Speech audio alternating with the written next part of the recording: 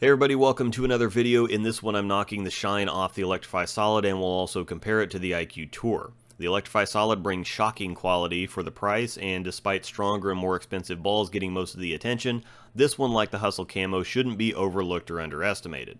Storm Products, Turbo, Bowlers Mart, CoolWick, Storm Roto Grip bowling balls for sale on Facebook, and Royal Crest Lanes in Lawrence, Kansas are who sponsor my videos and keep them coming.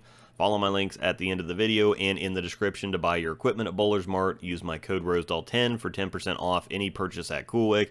And check out SRGBBFS on Facebook for all things SPI, specializing in used, rare, and overseas balls.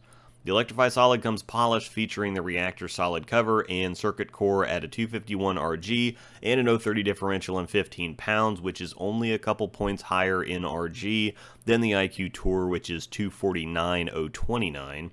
Now, with the success mostly of the Electrify Pearl, there's been plenty of anticipation for the E-Solid.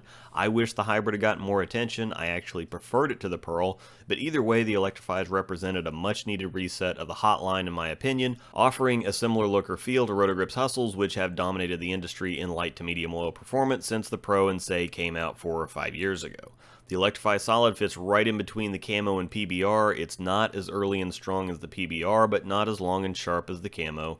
It's a very even rolling and controllable ball. It can almost fake you out and look like it's not going to get there before winding up and finishing assertively.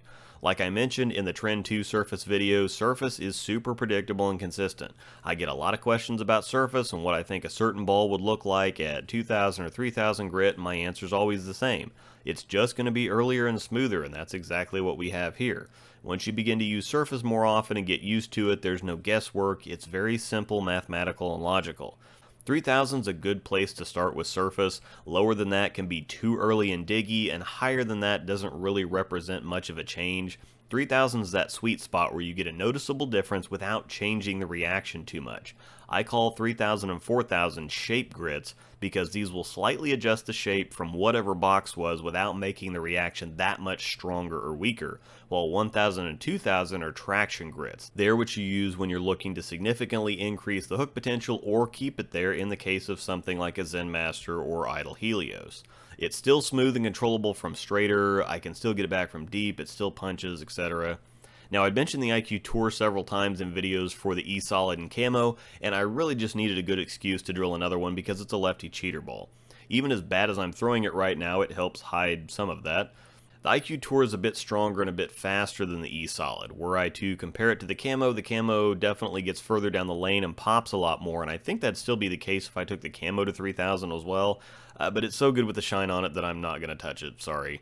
The IQ Tour Solid is still pretty good at getting 9, but for those of you that use score tracking apps, this ball will raise your first ball average. If you throw it anywhere remotely close to even average, you're going to be around the pocket, at least leaving easy spares. It's a lot more useful or valuable on tougher conditions, but with the extra sharpness or friction response on the left side, that elevates it to god tier stuff on everything, and once it gets some shine on it, it's going to be even better. The E-Solid may not quite be the IQ Tour Solid, but it's really not that far off. With the shine knocked off, the hook potentials get incredibly similar. You're just going to be a little short in the shape department with the E-Solid. Higher rev rates, however, aren't likely to notice or care much though, because the E-Solid has enough dig and strength and roll to get the same work done. It's definitely a blue-collar ball. It doesn't do anything special, it's not flashy or sexy, but it's effective and reliable, plus the lightest shade of red in the ball looks pink, and we all know what that means. Thanks for watching, and may the strikes be with you.